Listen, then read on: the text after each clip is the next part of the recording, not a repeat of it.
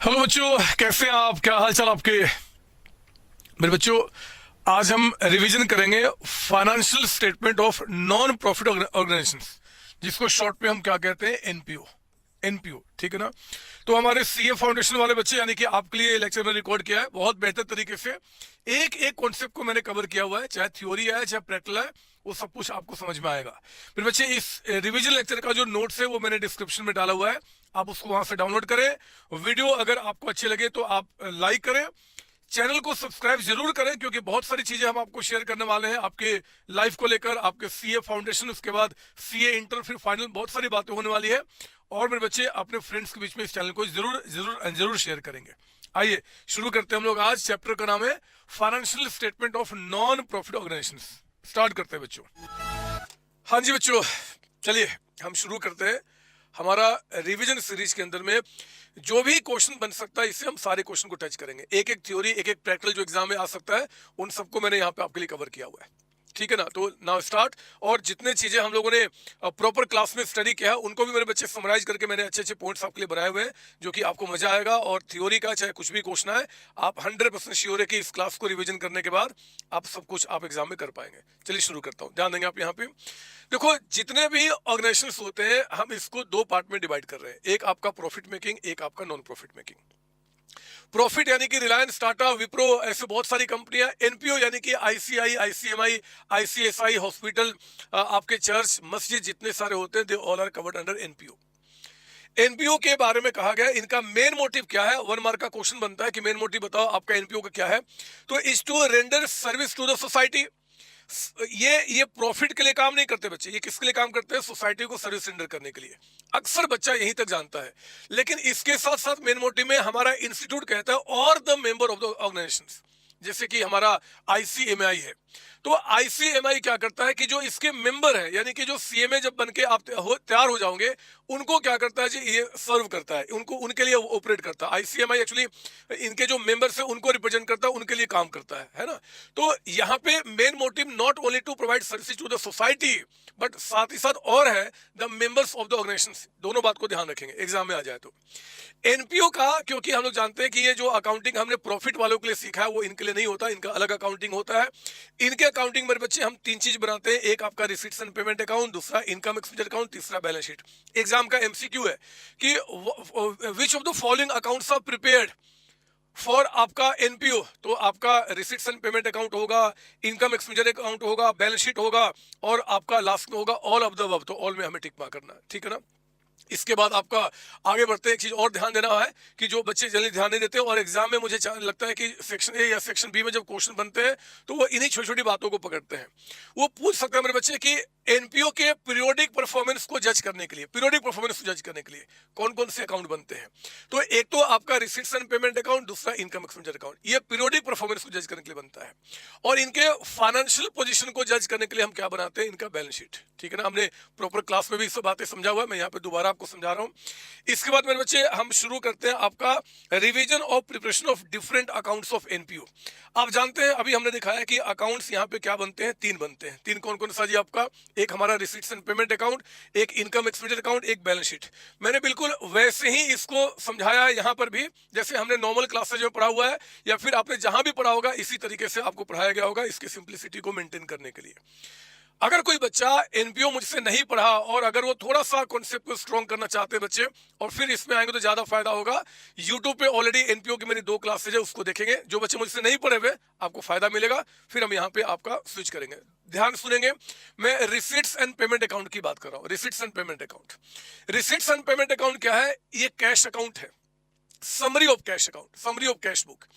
एक साल में जितने भी कैश आए हैं, जितने भी कैश गए हैं मेरे बच्चे, उनको हम यहाँ पर रिकॉर्ड करते हैं। वो सारे कैश, चाहे वो रेवेन्यू रिसीट्स हो चाहे कैपिटल रिसीट्स हो, जितने भी पैसे आए हैं उन सबको हम रिसीट साइड दिखाते हैं। जितने भी पेमेंट हुए हैं, चाहे वो रेवेन्यू पेमेंट हो चाहे कैपिटल पेमेंट हो, हम उसको यहाँ दिखाते हैं। टोटल रिसीट्स में से टोटल पेमेंट को माइनस करके हम क्लोजिंग बैलेंस ऑफ कैश निकालते हैं। ये क्लोजिंग बैलेंस ऑफ कैश कहाँ लिखते हैं? बैलेंस शीट में। ये 580 कहाँ लिखते हैं? बैलेंस शीट में। अब जो 580 आपके पास कैश पड़ा हुआ है, इसके पीछे जो रीजन है, वो रीजन 2 ही है, या तो रेवेन्यू या फिर कैपिटल। अगर रीजन मेरे बच्चे रेवेन्यू है, तो रेवेन्यू नेचर की चीजों को हम कहाँ रिकॉर्ड करते हैं? इनकम एक्सपेंडिचर अकाउंट में, है ना। यहाँ पे क्या रिकॉर्ड हो रहा है, सिर्फ कैश का आना जाना। जो कैश आया गया उसको यहाँ रिकॉर्ड किया। कैश आने जाने के पीछे का रीजन अगर रेवेन्यू है तो वो यहाँ रिकॉर्ड होगा, और अगर वो रीजन कैपिटल है तो कहाँ जाएगा, बैलेंस शीट के अंदर में। रेवेन्यू नेचर का मतलब क्या होता है, जिसको हम एक्सपेंस या रेवेन्यू कहते हैं, मतलब इनकम कहते हैं। जो भी एक्सपेंस या इनकम कहा जाएगा वो इनकम एक्सपेंडिचर अकाउंट में, और जो आपके एसेट्स या लायबिलिटी होगा वो कहाँ जाएगा, बैलेंस शीट के अंदर में। ठीक है ना। तो यहाँ पे कैश का आना जाना, और यहाँ पे क्या होता है उसके रीजन को स्टडी करते हैं। हमने क्लास में पढ़ा हुआ है, बट फिर भी मैं आपको थोड़ा सा याद दिलाऊं कि रीजन का मतलब मैंने क्या समझाया था।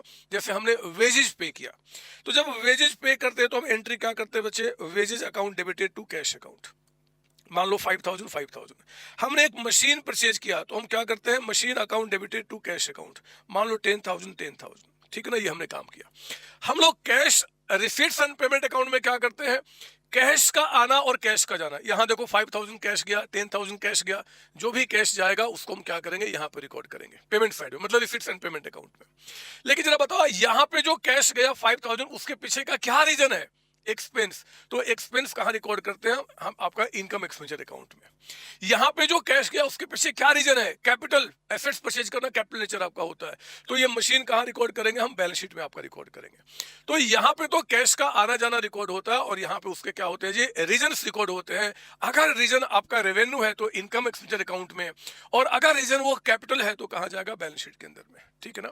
ना इससे हमारा जुड़ा हुआ जो इंपॉर्टेंट पॉइंट्स है रिवीजन के लिए, एग्जाम के लिए, 1 मार्क के क्वेश्चन के लिए, चाहे वो सेक्शन बी का हो, चाहे वो एमसीक्यू, चाहे कहीं पर भी, वो इन बातों को आपको ध्यान रखना है। क्या जी, रिसीट्स एंड पेमेंट अकाउंट से एग्जाम में क्वेश्चन बनता है कि रिसीट्स पेमेंट अकाउंट क्या है, it's a summary of cash book.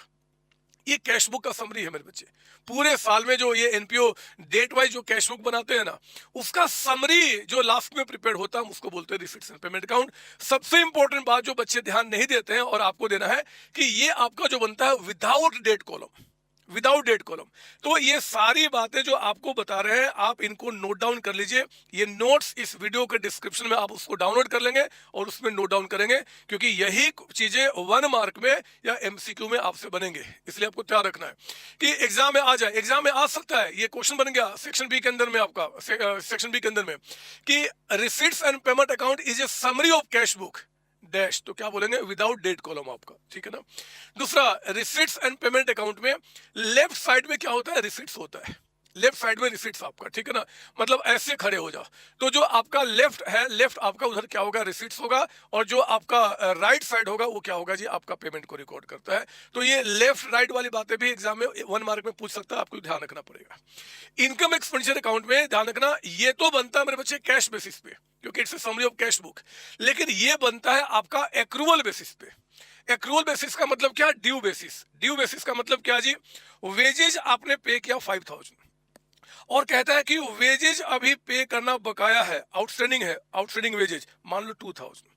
तो जब हम इनकम एक्सपेंडिचर अकाउंट को बनाते हैं तो it is prepared on accrual basis. Accrual basis का मतलब हो गया कि जब हम एक्सपेंस के रूप में यहाँ पे वेजेज को रिकॉर्ड करेंगे तो 5,000 जो पे हुआ वो भी रिकॉर्ड होगा, एंड 2,000 जो पे हुआ वो भी रिकॉर्ड होगा। तो टोटल कितना हो जाएगा, 7,000 का अमाउंट आपका।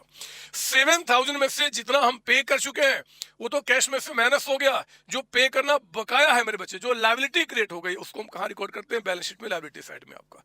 तो दिस इज द वे आपका ये एक्रूवल बेसिस पे बनता है।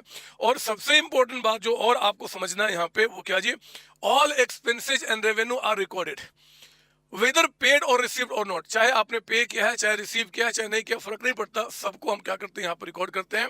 एक्सपेंसेज रेवेन्यू का मतलब क्या हो गया, रेवेन्यू नेचर का, और पेड रिसीव का मतलब क्या हुआ कि एक्रूवल बेसिस पे, पे हो चाहे ना हो, ये आपकी चीजें यहाँ पर रिकॉर्ड होती है। ठीक है ना। नाउ अब आई जरा ये जो चीजें हमने पढ़ा हुआ है कि अभी जो मैंने बताया कि इसमें आपका रेवेन्यू नेचर का चीजें जाता है और इसमें आपका कैपिटल नेचर का। ये रेवेन्यू और कैपिटल में क्लासिफिकेशन करने का तरीका क्या है, तो मैंने बहुत अच्छी तरीके से आपको बताया हुआ है कि देखो जो चीजें आप ऑलरेडी पहले से जानते हैं, वेजेज पे करना, सैलरी पे करना, रेंट पे करना, कमीशन पे करना, गुड सेल करना, परचेज करना, स्टेशनरी परचेज करना, ये सारी चीजें क्या होते हैं, ये आपके रेवेन्यू नेचर के होते हैं। हम उसको कहाँ रिकॉर्ड करते हैं जी, आपका इनकम एक्सपेंडिचर अकाउंट में, है ना बच्चे। यहाँ पे जो आपके बैलेंस शीट के आइटम होते हैं, मतलब जो कैपिटल नेचर के होते हैं, मशीन खरीदना, बिल्डिंग खरीदना, फर्नीचर खरीदना, स्पोर्ट्स इक्विपमेंट परचेज करना, ये सब क्या होगा, आपका एसेट्स होगा। बैंक से लोन लेना, डिवेंचर्स इश्यू करना, कैपिटल रेज करना, सब क्या होगा, आपका लायबिलिटी साइड में रिकॉर्ड होगा। तो जो चीजें आप ऑलरेडी जानते हैं वहां तो कोई दिक्कत नहीं है। जहां पे हम परेशान हो जाते हैं कि आखिर ये आइटम कहां जाएगा, उसके क्लासिफिकेशन को करने के लिए हमारा इंस्टीट्यूट ने यहाँ पे आपको बताया, उसको एक टेबल के थ्रू मैं आपको समझाता हूँ। आइए अब देखते हैं बच्चे, classification of items into revenue and capital nature. देखो जैसे कि अभी मैंने आपको बताया कि हमारे पास जो रेवेन्यू नेचर के आइटम होंगे वो कहाँ जाएंगे, आपका इनकम एक्सपेंडिचर अकाउंट में। अगर वो कैपिटल नेचर का होगा तो कहाँ जाएगा बच्चे, बैलेंस शीट में। ये क्लासिफिकेशन जो बता रहा हूँ वो रिसीट्स एंड पेमेंट अकाउंट के लिए नहीं, क्योंकि ये कैश अकाउंट है, इसमें कोई भी हो सब यहाँ पे आएंगे, सारे कैश आते हैं जाते हैं। तो जो क्लासिफिकेशन सिखा रहा हूँ कहाँ के लिए सिखा रहा हूँ, इनकम एक्सपेंडिचर अकाउंट में और बैलेंस शीट में। और क्यों सिखा रहा हूँ, क्योंकि उन आइटम्स के बारे में मुझे आपको सिखाना है जिन आइटम्स के बारे में आप परेशान होंगे क्यों कहाँ जाएगा। अब देखो ना, अगर मैं आपसे पूछूं कि हमने पढ़ा हुआ है कि जरा बताओ रेंट पे करना, रेंट कहाँ जाएगा जी पे करना, तो इनकम एक्सपेंडिचर अकाउंट में। सैलरी कहाँ जाएगा, यहीं पे। आपका वेजेज पे क्या कहाँ जाएगा, यहीं पे। एडवर्टीजमेंट कहाँ जाएगा, कमीशन पे करना, यहीं पे। गुड सेल क्या कहाँ जाएगा, यहाँ पे। रेंट रिसीव क्या, कमीशन रिसीव क्या, ये तो हम जानते हैं एक्सपेंस रेवेन्यू क्या होते हैं। हम ये भी जानते हैं कि कैपिटल नेचर मतलब कि कोई लायबिलिटी रेज किया, अगर हमने बैंक से लोन लिया, हमने डिवेंचर्स इशू किया तो पैसे आए हैं, और पैसे आए हैं तो उसका रीजन क्या बोला गया, लायबिलिटी आपका, उसको हम यहां रिकॉर्ड करते हैं। हमने मशीन खरीदा, हमने फर्नीचर खरीदा, हमने बिल्डिंग खरीदा, पैसा चला गया तो क्या बोल दिया, उसको कैपिटल पेमेंट कह दिया। इतनी बात तो हम जानते हैं, लेकिन मेरा काम मेरे बच्चे थोड़ा सा इससे हटके और भी ज्यादा समझाना है, जरा ध्यान से सुनना, एग्जाम में हो सकता है ये पॉइंट बन जाए। रेवेन्यू नेचर को क्या, ये जो रेवेन्यू नेचर होगा वो रिसीट साइड में जाएगा। माफ कीजिए, अगर कोई आइटम रेवेन्यू नेचर का है और अगर रिसीट्स हो रहा है तब तो वो हमारा इनकम साइड में जाएगा। अगर वो पेमेंट हो रहा है तो कहां जाएगा, एक्सपेंडिचर साइड में। ठीक है, मुझे ये नहीं समझाना, मुझे थोड़ा सा यहां पे आपको समझाना है। कैपिटल नेचर का आइटम होता है, सुनेंगे, बैंक से लोन लिया, मैं एक बार उसको यहां ले लूं क्या, ऐसे आपका कैपिटल नेचर यानी कि बैलेंस शीट को दिखाएंगे। बैंक से लोन लिया, तो बैंक से जब लोन लिया तो ये कहां जाएगा, कहां जाएगा, लायबिलिटी साइड में। कैपिटल रिसीट्स है, अगर हमने बैंक से लोन लिया, पैसा आया, पैसा चला गया आपका कैश अकाउंट में, रीजन को हमने क्या बोला जी, हमारी लायबिलिटी है, तो कैपिटल रिसीट्स यहां जाता है। हमने डिवेंचर्स इशू किया तो कहां जाएगा, यहीं पे जाएगा, लायबिलिटी है। हमने मशीन खरीदा, बिल्डिंग खरीदा, पेमेंट हुआ तो मशीन बिल्डिंग कहां जाएगा, आपका यहां पे जाएगा। यानी कि जो कैपिटल नेचर के आइटम होंगे बच्चे, जो कैपिटल नेचर के आइटम होंगे, यहां देखिए आपका, अगर वो रिसीट्स हो रहा है, कैपिटल नेचर का रिसीट्स हो रहा है तो बैलेंस शीट के लायबिलिटी साइड में जाएगा। अगर वो आपका पेमेंट हो रहा है तो asset side of balance sheet में जाएगा, मतलब यहां पे जाएगा। या फिर क्या होता है कि अगर आपका रिसीट्स हो रहा है तो या तो बैलेंस शीट के लायबिलिटी साइड में, या फिर मेरे बच्चे deducted from asset side of balance sheet. Sir मतलब जैसे कि मैं रिसीट्स की बात करूं, हमने बैंक से लोन लिया तो भी पैसे हमारे पास आए, या फिर हमने एसेट को बेच दिया मेरे बच्चे, मशीन बेच दिया, बिल्डिंग बेच दिया, तब भी पैसे आए। तो ये जो पैसा आ रहा है ये दोनों क्या है, चाहे मशीन, अगर मशीन खरीदना कैपिटल नेचर का है तो उसको बेचना भी कैपिटल नेचर का ही कहा जाएगा। तो लोन लिया वो भी, वो आपका अगर यहाँ पे आया, और अगर मान लो हम लोग क्या करें जी, मशीन बेचने पैसा आ रहा है तो क्या करेगा, हमारे एसेट्स को कम कर देगा। इसलिए मैंने कहा कि जो कैपिटल नेचर का अगर रिसीट्स होता है तो या तो बैलेंस शीट के लायबिलिटी साइड में रिकॉर्ड किया जाएगा, या फिर बैलेंस शीट का जो एसेट साइड होता है इसमें से हम क्या करेंगे, उसको डिडक्ट कर देंगे। एग्जाम में हो सकता है कि क्वेश्चन आ जाए एमसीक्यू के अंदर में, ट्रीटमेंट ऑफ कैपिटल रिसीट्स, और बोल दे पहला ट्रीटमेंट आपका कि it will be shown to the liability side of the balance sheet, दूसरा कह देगा it will be deducted from the assets या asset side of the balance sheet, और तीसरा बोथ, और चौथा नन। तो क्या करेंगे, बोथ में टिक मार्क करना पड़ेगा। समझे मेरी बात ना। तो हम क्योंकि बड़े बच्चे हैं, हम इंटर का तैयारी कर रहे हैं और बिल्कुल माइंड ओपन रखना होगा, जो क्वेश्चन है फटाफट कर जाएंगे। उसी तरीके से कैपिटल नेचर का अगर पेमेंट होता है तो या तो हम बैलेंस शीट के एसेट साइड में लिखेंगे, या फिर क्या होगा जी, वो हमारे कैपिटल रिसीट्स को यानी कि इसको कम करेगा। जैसे कि जो लोन लिया था हमने पैसा वापस कर दिया, पैसा वापस किया, पेमेंट हो गया, तो लोन का पैसा वापस किया, लायबिलिटी कम हो जाएगा। यानी कि या तो asset side of balance sheet आपका बढ़ेगा पेमेंट करने से, या फिर deducted from liability side of balance sheet. कोई डाउट इसके अंदर में? नहीं सर, ठीक है। अब मेरे बच्चे ये तो हमने बता दिया, अब इसके बाद आते हैं कि ये रेवेन्यू नेचर का क्लासिफिकेशन कैसे होता है। मैंने आपको 4 तरीके बताए हैं। कोई भी चीज जो बिजनेस में रिकरिंग नेचर का है, अच्छा ये हम तरीका कहाँ पे यूज करते हैं, जहां पे हम फंसते हैं। जो चीज हम जानते हैं पहले से उसके बारे में क्या सोचना। जो चीज बिजनेस में बार बार होता है उसको हम बोलते हैं रेवेन्यू, जो आपका नॉन रिकरिंग है, जो कभी कभी होता है, उसको बोलते हैं कैपिटल। जैसे कि रेंट पे करना, सैलरी पे करना, कमीशन पे करना, वेजेज पे करना, वो रूटीन में आपके रूटीन के खर्चे हैं, रिकरिंग नेचर के हैं आपका, तो यहाँ जाएंगे। आपका नॉन रिकरिंग, मशीन खरीदना, बिल्डिंग खरीदना, बैंक लोन लेना, वो नॉन रिकरिंग होता है। स्मॉल अमाउंट, बिग अमाउंट, छोटा अमाउंट जो होगा वो हमेशा क्या होगा, रेवेन्यू नेचर का होगा, है ना। जैसे कि हमने छोटा मोटा डोनेशन रिसीव कर लिया, छोटा मोटा सब्सक्रिप्शन हमें मिलते रहता है आपका, छोटा मोटा कोई भी स्क्रैप बेच के पैसे आ गए, ये सब हमारा रेवेन्यू माना जाएगा। कोई भी चीज जो आपका बिग अमाउंट का होता है, बड़ा डोनेशन मिल जाना, है ना, बड़ा डोनेशन मिल जाना आपका, वो सब क्या होगा, आपका बिग अमाउंट में कवर किया जाएगा। तो ये कैपिटल नेचर का होगा। रिसीट्स, अगर कोई पैसा हम एनपीओ को मिलता है जनरल पर्पस के लिए तो हम उसको रेवेन्यू मानते हैं। अगर वो स्पेसिफिक पर्पस के लिए मिलेगा तो हम उसको क्या बोलते हैं, कैपिटल नेचर का। डोनेशन कोई देके चला गया आपका, हम क्या बोलेंगे, कहीं भी पैसा खर्च कर लो, तो जनरल पर्पस का है, हम उसको रेवेन्यू मानते हैं। अगर हमें कोई डोनेशन बोलता है कि आपको लो जी मैच पे खर्च करना है, प्राइज पे खर्च करना है, बिल्डिंग बनाने के लिए हम डोनेशन दे रहे हैं, किसी खास पर्पस के लिए अगर डोनेशन मिलेगा तो हम उसको क्या ट्रीट करते हैं जी, आपका कैपिटल रिसीट्स। पैसा आया है ना बच्चे, तो हम कैपिटल रिसीट्स यानी कि बैलेंस शीट के लायबिलिटी साइड में दिखाते हैं। यहाँ पे एनपीओ के अंदर में बैलेंस शीट के लायबिलिटी साइड में वो सारे नाम आते हैं जो कैपिटल नेचर के आपके होते हैं, वो लायबिलिटी हो या ना हो फर्क नहीं पड़ता, अगर कैपिटल रिसीट्स है तो बैलेंस शीट के लायबिलिटी साइड में, ठीक है ना। आगे बढ़ते हैं। अगर कोई आपने ऐसा खर्च किया है, कोई पेमेंट किया है जिसका बेनिफिट आपको करंट ईयर में मिलता है, रेवेन्यू नेचर का, जिसका पेमेंट आपको फ्यूचर में मिलेगा, कैपिटल नेचर का।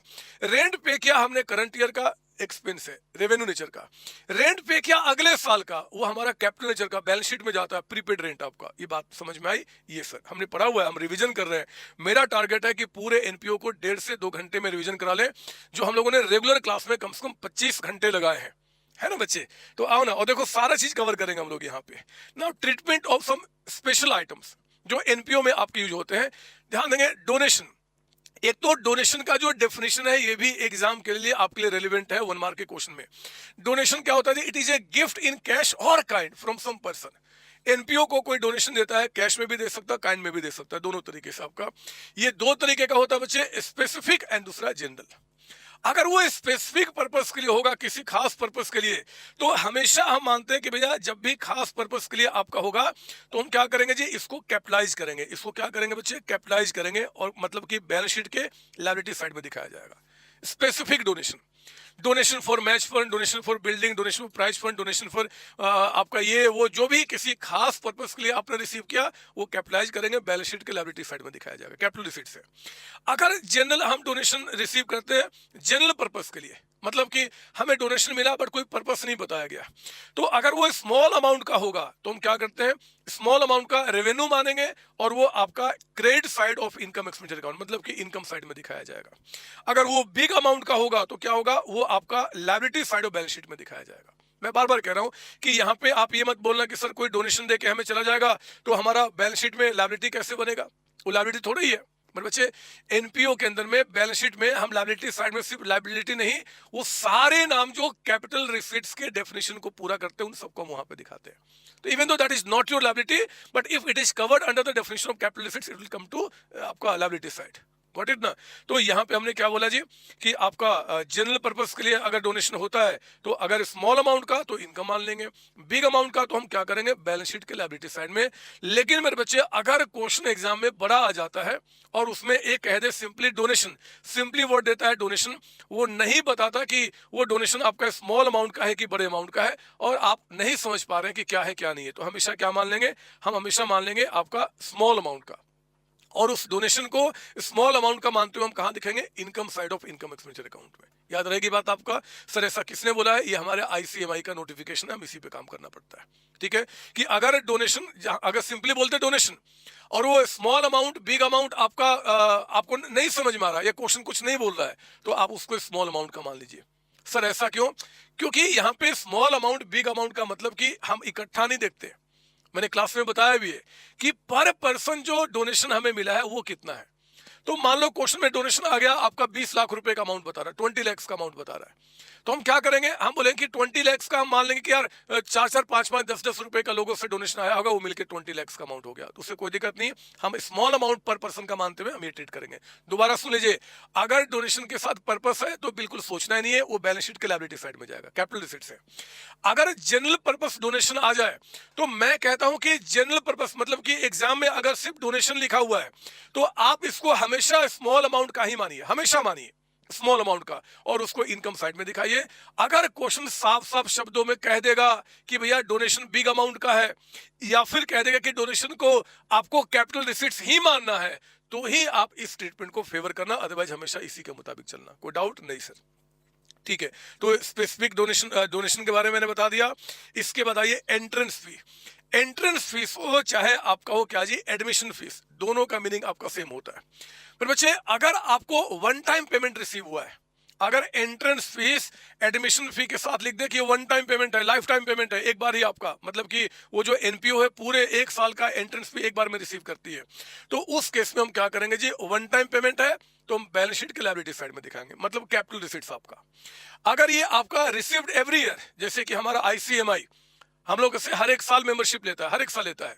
आप मंदिर में जाते हैं, मंदिर वाला हमेशा आपसे डोनेशन लेता है, जब जब मंदिर में आप जाएंगे बड़े बड़े भगवान को देखने के लिए, कहीं पे भी अगर आप जाते हैं तो। हॉस्पिटल में जाते हैं जब जाएंगे तो आपसे फीस लेगा, वहां पे एडमिशन फीस आपका, वो रेवेन्यू मानते हैं। तो जहां पे पूरे लाइफ में एक बार एंट्रेंस फीस लिया जाता है, एडमिशन फी लिया जाता है, वो आपका नॉन रेकरिंग है। अदरवाइज हम क्या मानते हैं जी, रेकरिंग। एग्जाम में क्या करेंगे, जो बोलेगा उसके हिसाब से ट्रीटमेंट। अगर वो कहता है कि ये रेकरिंग है, मतलब एवरी ईयर रिसीव करते हो, तो बोलना भैया इनकम साइड में। वो कह दे कि ये वन टाइम पेमेंट आपका है, तो हम क्या करेंगे, बैलेंस शीट के लायबिलिटी साइड में। कुछ ना बताया तो हमेशा क्या करेंगे, एज्यूम कीजिए कि आपका ये रिसीव्ड एवरी ईयर है और इसको इनकम एक्सपेंडिचर अकाउंट में दीजिए। पहले अगर सब्जेक्टिव क्वेश्चन होता तो एजम्पशन था कि कुछ भी मान सकते हो, आपको नोट लिखना होगा, बट अब हमें ऐसा मतलब नहीं बनता, हमें ट्रीटमेंट करना है, तो हम इसको मानते हुए क्वेश्चन को सॉल्व कर लेंगे। ठीक है ना? ना सब्सक्रिप्शन, अगर सब्सक्रिप्शन रिसीव किया स्पेसिफिक पर्पस के लिए, मतलब पर्पस बता दे, सब्सक्रिप्शन फॉर गवर्नर पार्टी कह दे ये वो, तो हम बैलेंस शीट के लायबिलिटी साइड में, अगेन ये कैपिटल रिसीट्स हो जाएगा। अगर सिर्फ सब्सक्रिप्शन कह दे मतलब जनरल पर्पस के लिए, तो हम इसको इनकम ट्रीट करते हैं, है ना बच्चे। यहाँ पे बिग अमाउंट छोटा अमाउंट का कोई मतलब नहीं बनता है। लाइफ मेंबरशिप फीस, पूरे लाइफ का पेमेंट उसने एक बार में कर दिया है, लाइफ मेंबरशिप पूरे लाइफ का पेमेंट एक बार में कर दिया है, हम इसको क्या करेंगे, हम कैपिटल रिसीट्स ट्रीट करेंगे। तो कैपिटल रिसीट्स यानी कि बैलेंस शीट के लायबिलिटी साइड में जाएगा। लेकिन मेरे बच्चे लाइफ मेंबरशिप फीस का मुझे पता नहीं ऐसा क्यों लगता है कि एग्जाम में आपका 3 या 4 नंबर का क्वेश्चन बन जाए कि what will be the treatment of life membership fees under NGO, मतलब इन अकाउंट्स ऑफ एनपीओ। एनपीओ में क्या ट्रीटमेंट होगा, तो मेरे बच्चे ध्यान रखना, 2 मेथड यहाँ पे सजेस्ट किए गए हैं। लाइफ मेंबरशिप फीस का जो आपका ट्रीटमेंट होता है 2 तरीके का होता है। पहला तरीका, entire amount may be carried forward in a special account until the member dies. मतलब मैं आपको बताता हूं इसमें क्या होता है। मैं आपको लाइफ मेंबरशिप फीस का ट्रीटमेंट बता रहा हूं मेथड 1 के मुताबिक आपका। ये देखिए हमारा रिसीट्स, एक मिनट थोड़ा सा मैं इसको बड़ा कर लूं। यस, लाइफ मेंबरशिप फीस का मेरे बच्चे मैं आपको यहाँ पे ट्रीटमेंट बता रहा हूँ, है ना। ये हमारा रिसीट्स एंड पेमेंट अकाउंट है, ये हमारा क्या है जी, इनकम एक्सपेंडिचर अकाउंट, और ये हमारा क्या है, बैलेंस शीट। ये 3 हमारे पास है, ठीक है। 3 हमें लाइफ मेंबरशिप फीस किसी ने दिया, पूरे लाइफ का इकट्ठा एक बार में, तो हमारे पास कैश आया होगा, जो भी आया होगा। पहला तरीका, मतलब पहला क्या है, ये तो एक तो हमेशा आपको क्या करना है कि लाइफ मेंबरशिप फीस को आपको यहां रिकॉर्ड करना है। मान लो 10,000 का अमाउंट आपको मिला है, it is always capital receipts आपका। अब इसके बाद लाइफ मेंबरशिप फी का आगे 2 तरीके का ट्रीटमेंट है। एक ट्रीटमेंट है कि पूरे लाइफ का है ना, उसको अपने पास लायबिलिटी साइड दिखा दीजिए।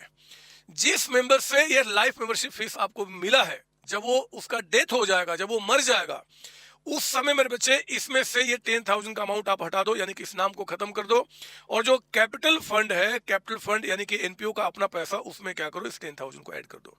मतलब जब तक आदमी जिंदा है हम उसको लायबिलिटी के रूप में दिखाएंगे, जब वो मर गया तो अब वो पैसा एनपीओ का हो गया, तो उसके कैपिटल फंड में हम क्या करेंगे, ऐड कर देंगे। पहला ट्रीटमेंट, और यही पहला ट्रीटमेंट मैंने आपको यहाँ पे समझाया। मतलब आपका इंस्टीट्यूट कहता है कि देखो जी, entire amount may be carried forward in a special account until member dies. फिर कहता है after which the same amount will be transfer to credit of accumulated fund या कैपिटल फंड। ये भी आपके लिए एमसीक्यू का क्वेश्चन है कि कैपिटल फंड कह दे, एक्यूमुलेटेड, दोनों का मीनिंग सेम होता है बच्चे। अब एग्जाम में एक्यूमुलेटेड फंड क्या होता है, कंफ्यूज मत हो जाना, it's the second name of capital fund. तो हम मरने के बाद क्या करेंगे, उसमें ऐड कर देंगे। पहला तरीका आपका। दूसरा ट्रीटमेंट जो हमें सजेस्ट किया जाता है हमारा जो एनपीओ के अंदर में, वो दूसरा तरीका कुछ इस तरीके का है कि देखो जी, जब हमें लाइफ मेंबरशिप फीस मिला ना, तो हम क्या करेंगे, एक तो हमने कैश बढ़ा दिया होगा, जितना हमें पैसा मिला होगा, है ना, 10,000 तो 10,000, और उसको बैलेंस शीट के लायबिलिटी साइड में रिकॉर्ड कर दो। ट्रीटमेंट कैपिटल रिसीट्स के रूप में ही होगा। अब मान लो ये लाइफ हमें लगता है कि यार वो जो आदमी है ना, मतलब जिसने हमें पैसा दिया था, उसका एवरेज लाइफ लगता है कि अब आगे मुश्किल से 10 साल और है। लगता है कि जिसने हमें पैसा दिया है वो ऑन एवरेज 10 साल और जिएगा। तो हम लोग क्या करेंगे कि इस 10,000 को 10 से डिवाइड कर देंगे, और हर एक साल मेरे बच्चे इनकम एक्सपेंडिचर अकाउंट में हम इसमें से 1,000 रुपये आपका इनकम दिखाएंगे। मतलब 10 में से हमने क्या किया, पहले साल में 1,000 दिखाया, तो इसको 1,000 यहाँ पे, ये कितना रह जाएगा 9,000। इसको यहाँ दिखाने से क्या हो जाएगा जी, अच्छा नहीं दिख रहा है क्या आपको? इसको यहाँ पे दिखाने से क्या होगा, आपका यहाँ पे सरप्लस बढ़ जाएगा, और सरप्लस कहाँ जाके ऐड हो जाएगा, कैपिटल फंड में। फिर नेक्स्ट ईयर क्या होगा, फिर से हम यहाँ पे 1,000 रुपये माइनस कर देंगे, उस 1,000 को फिर से हम यहाँ पे दिखाएंगे, तो अगले साल का भी सरप्लस बढ़ जाएगा, फिर कैपिटल फंड में ऐड हो जाएगा। मतलब कि पार्ट पार्ट में इसको हमें दिखाना है इनकम एक्सपेंडिचर अकाउंट में। तो दोनों में से कोई भी तरीका हम फॉलो कर सकते हैं। Be ready for any type of question, you must be ready. अगर आपका जो नया पैटर्न है, एनी टाइप ऑफ क्वेश्चन में भी आस्क, और मेरे बच्चे कुछ भी आ जाए, बिलीव कीजिए हमने सारे पॉइंट्स यहाँ पे आपके कवर किए हैं। Entire amount will be created in a special account in liability side of balance sheet, जो हमने यहाँ पे क्रिएट किया, मतलब लायबिलिटी साइड दिखाया। And amount calculated according to average life will be created to income expenditure account annually. मतलब कि इसमें जैसे 10 साल है तो हर एक साल 1,000 रुपये हम क्या करेंगे कि 1,000 रुपये यहाँ पे क्रिएट करेंगे, इसको कम करते चले जाएंगे। 10 साल के बाद ये खत्म हो जाएगा, और 10 साल में कैपिटल फंड में अमाउंट जाके आपका ऐड हो जाएगा। तो दोनों में से कोई भी तरीका, मेरा मानना है कि ये जो तरीका आपका है एग्जाम में, मतलब कि प्रैक्टिकली क्वेश्चन बनाना थोड़ा उनके लिए टफ हो जाएगा, या हो सकता है मेरे बच्चे आपको बोल दे कि बैलेंस शीट में लाइफ मेंबरशिप फीस आपका 10,000 है, and the person who has given that life membership fee dies.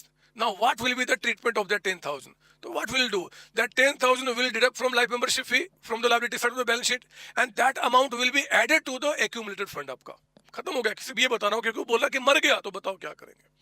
अगर वो थ्योरी में आ जाए कि बताओ इसका ट्रीटमेंट क्या होगा, तो दोनों मेथड आपको बताने पड़ेंगे, ठीक है ना। आइए अगला, लेगेसी। लेगेसी विल होता है ना, मैंने आपको दिया कि received as per will after death of the आपका पर्सन, है ना, विल के मुताबिक वो मर जाएगा तो सारी प्रॉपर्टी आपकी हो जाएगी। तो ये लेगेसी जो हमें मिला है, हम क्या करते हैं, कैपिटल रिसिप्ट ट्रीट करते हैं बच्चे, और added to capital fund in the balance sheet. मतलब कि इसका भी वही ट्रीटमेंट आपका, कि जैसे किसी ने आपको ये हमारा बैलेंस शीट है, ये हमारा बैलेंस शीट है, किसी ने आपको लेगेसी दिया 10,000 का, तो लेगेसी अब यहाँ पे लिखने का कोई मतलब नहीं बनता है। ऐसे हमें सजेस्ट किया जाता है कि बैलेंस शीट के लायबिलिटी साइड में यहाँ पे दिखा सकते हो, लेकिन मेरे बच्चे अब इसमें कोई क्लेम है ही नहीं, वो मर गया आदमी, तभी हमें ट्रांसफर हुआ होगा। तो बेटर होता है कि यहाँ पे अलग से लिखने के बजाय जो हमारा कैपिटल फंड है उसी में क्या करेंगे, उसको ऐड कर देंगे। तो आप ऐड कर दीजिए, वो आपका ट्रीटमेंट होता है, ठीक है ना। वही मैंने आपको बता दिया कि it will be added to capital fund. Sir legacy को अगर बैलेंस शीट के साइड हम अलग से दिखाई दें, कोई दिक्कत होगा? कोई दिक्कत नहीं होगा। इस साइड दिखाने का मतलब है कि हम कैपिटल साइड ही तो दिखा रहे हैं, लेकिन बेटर प्रेजेंटेशन होता है कि कैपिटल फंड में उसको ऐड कर दो आप, ठीक है। एंडोमेंट फंड डोनेशन, ये भी एक अच्छा पॉइंट है एग्जाम के लिए। एक तो एंडोमेंट फंड डोनेशन, यानी कि सिंपली बोल देगा एंडोमेंट फंड या एंडोमेंट फंड डोनेशन, कुछ भी कह सकता है, हम कैपिटल इसको मानते हैं। ये फंड का नेचर क्या होता है जी, कि जब कोई लोग हमें ये फंड देते हैं ना बच्चे, मान लो मुझे किसी ने एंडोमेंट फंड डोनेशन दिया, तो इसका नेचर क्या होता है कि जो डोनेशन है उस पैसे को यूज नहीं किया जाता, उस डोनेशन के पैसे को हम कहीं पे इन्वेस्ट कर देते हैं, और इन्वेस्ट करके जो हम कमाते हैं ना उस पे इंटरेस्ट, जब हम कुछ कमाएंगे उस इंटरेस्ट से कुछ खर्चों को मीट करने की बात होती है। कोई आदमी कहता है कि लो जी मैं आपको 50 करोड़ रुपए दे रहा हूं, लेकिन 50 करोड़ रुपए ना आपको रखना, ये पैसा यूज नहीं करना है। हाँ, इस 50 करोड़ से जो इंटरेस्ट कमाना, जहां पे आप इन्वेस्ट करो कुछ कमाओगे ना, तो जो कमा के पैसा आएगा उसमें से ये खर्च मेट करना। कौन से खर्च, वो भी स्पेसिफिक बताए रहते हैं कि ये खर्च मेट करना है। तो मेरे बच्चे एंडोमेंट फंड एक तो कैपिटल सीट्स है, कहता है कि income from investment of such donation is to be used for certain specific purpose is added to the fund. इसको हम क्या करते हैं, एक तो कैपिटल एसेट्स माना, और इससे जो आपका इनकम होता है उसको क्या करते हैं, फंड में ऐड करते हैं, इसी फंड में ऐड कर देंगे बैलेंस शीट के अंदर ही आपका। और जो भी ऑल स्पेसिफिक एक्सपेंसेस, मतलब कि जिस पर्पस के लिए पैसा मिला था उससे जुड़ा हुआ खर्च जो होगा हम उसी फंड से क्या करते हैं, माइनस करते हैं। ये कहाँ जाएगा, सभी कहाँ करेंगे, हम बैलेंस शीट के लायबिलिटी साइड में काम करते हैं, ठीक है ना। ये जो आपको एक काम बता रहा हूं, मेरे सारे बच्चे जो आप चाहे मेरे पेड स्टूडेंट्स के बच्चे हैं, चाहे आप सेल्फ स्टडी कर रहे हैं, चाहे किसी और फैकल्टी से पढ़ रहे हैं मेरे बच्चे, और अगर आपने नोट्स मेरे साथ ये लेक्चर देख रहे हैं मैराथन, तो आपसे एक ही रिक्वेस्ट है कि इसको खत्म करने के बाद ना आपने रेगुलर क्लास में जो क्वेश्चंस किए ना, रेगुलर क्लास में जो क्वेश्चंस किए हैं, जिससे भी उनको पेज पलट लेंगे, वो भूल के वो मत छोड़ना, क्योंकि अब क्या होगा ना, इसको रिवाइज करने के बाद वो पेज पलटना मुश्किल से 15-20 मिनट का काम है और सारे क्वेश्चंस आपके दिमाग में बैठ जाएंगे कि यार ये तो सब हम जानते हैं। वही तो मजा है इस आपके मैराथन का। ठीक है, तो मैंने आपको ये भी बता दिया ना, सेल ऑफ न्यूज़पेपर पीरियोडिकल्स हमारा रेवेन्यू रिसिट्स होता है छोटा मोटा आपका। Sale of old fix assets पूछ देगा एग्जाम में कि sale of old fix assets बताओ क्या है जी, किस नेचर का, कैपिटल रिसिट्स। अभी बताया था मैंने कि सेल किया तो उससे जो पैसा आएगा वो हम एसेट्स में से माइनस करते हैं, ये भी कैपिटल रिसिट्स होता है, कैपिटल रिसिट्स होते हैं। और इसमें जो प्रॉफिट लॉस होता है ना, उस प्रॉफिट लॉस को हम कहाँ ट्रांसफर करते हैं, इनकम एक्सपेंडिचर अकाउंट में करते हैं ना। और 5,000 का एसेट्स हमने 4,000 में बेच दिया, 1,000 का लॉस हो गया, that will transfer to income expenditure account, है ना। लेकिन जो बेचने से जो पैसा है उसका इंपैक्ट कहाँ होता है, बैलेंस शीट में जो एसेट्स है उनके अंदर में आपका। ठीक है, ऑनरेरियम क्या होता है, paid to someone for receiving their services who are not the employ of the NPO. Temporary लोग, एम्प्लॉय मतलब एम्प्लॉय कहना भी गलत होगा, वो लोग जिनकी सर्विस हम टेम्पोररी बेसिस पे लेते हैं। कोई डॉक्टर है, कोई आपका एजेंट है, कोई भी ऐसा जो हमें अपने मंदिर की जो घास थी उसको साफ करवानी थी, कुछ मजदूर को पकड़ा, हमने क्या किया, बोला कि लो जी मैं आपको इतना पैसा देता हूँ, आप साफ कर दो, उसने साफ कर दिया, हमने पे कर दिया। This is called honorarium. मतलब कि it is not paid to permanent employ, if that employ is permanent we pay salary, if that labor is permanent we pay wages, but whatever we are paying to the temporary employee, temporary persons from whom we are taking the services, we say this is your honorarium। ठीक है ना, तो ये भी question आपका 1 mark के लिए बनता है, इस बात को ध्यान रखेंगे। अब मैंने जितनी सारी बातें आपको ऊपर में समझाई है उनका ट्रीटमेंट करने के लिए फटाफट देखो मैं कितनी मेहनत करता हूँ आपके लिए, ये सब लिखने में कितना टाइम मुझे लगता होगा आप एक्सपेक्ट करो। मैंने एक क्वेश्चन आपके लिए रेडी किया है मेरे बच्चे, और उस क्वेश्चन के अंदर में मैंने यहाँ पे receipts and payment account, receipts and payment account, income expenditure account और बैलेंस शीट का क्लासिफिकेशन मैं आपको समझा रहा हूं। ये देखिए एग्जाम में ये क्वेश्चन दिया हुआ है, ये आपका मैंने आंसर बनाया, इसको छोड़ दीजिए, this is your question. Receipts and payment account for their ending on 31 मार्च 2023 मानते हुए, इसमें रिसिट्स में मैंने कहा ना ये कैश अकाउंट है, जो भी कैश आएगा जाएगा उन सबकी यहां पर रिकॉर्डिंग होगी मेरे बच्चे। तो सब्सक्रिप्शन है, sale of scrap, commission, donation for match fund, legacy, entrance, life membership fee, endowment fund, honorarium, bank loan, rent पे क्या, सैलरी पे क्या, एडवर्टाइजमेंट पे क्या, मैच एक्सपेंस, बिल्डिंग, फर्नीचर, और कैश कितना बच गया, 14,10,000। ये एक क्वेश्चन में आपको दिया हुआ रिसिट्स एंड पेमेंट अकाउंट। अब देखो रिसिट्स एंड पेमेंट अकाउंट में there is no any classification of revenue capital, whatever amount you are receiving from any source and whatever amount you are paying from to any person, the whole amount will come to this receipts and payment account. And whatever the balance you are having at the end of the year, that is 14,10,000, it will come to the balance sheet at the closing balance of cash आपका, है ना। जो हमारा receipts payment का and का balance है वो closing आपने यहाँ पे रिकॉर्ड कर दिया 1410। ना जो 14,10,000 आपके पास कैश यहाँ पे एंड में हो गया। अब मेरे बच्चे इसके पीछे का रीजन, अगर वो रीजन आपका इसमें से रेवेन्यू है तो उसको हम यहाँ रिकॉर्ड करेंगे, और अगर वो रीजन कैपिटल है तो कहाँ जाएगा, बैलेंस शीट में। और क्लासिफिकेशन अब आप बता चुका हूं मैं, फटाफट सुनिए आप यहाँ पे, अरे पढ़ा हम लोगों ने, रिविजन कर रहे हैं। सब्सक्रिप्शन पर्पस नहीं लिखा है ना, हम रेवेन्यू मानते हैं, उसको यहाँ लिखेंगे। सेल ऑफ स्क्रैप रेवेन्यू हो गया, कमीशन रिसिट साइड है, आया है पैसा, रेवेन्यू इनकम हो गया। डोनेशन, अब देखो यहाँ पे पर्पस नहीं बता रहा है, और जब पर्पस ना बताए तो छोटा अमाउंट है बड़ा ये हमें देखना होता है, लेकिन अगर क्वेश्चन कुछ ना बताए तो हमेशा छोटा मानते हुए हम डोनेशन को क्या करेंगे, यहाँ पे इनकम ग्रुप में दिखा देंगे, कोई झगड़ा नहीं होगा यहाँ पे, चिंता नहीं करना।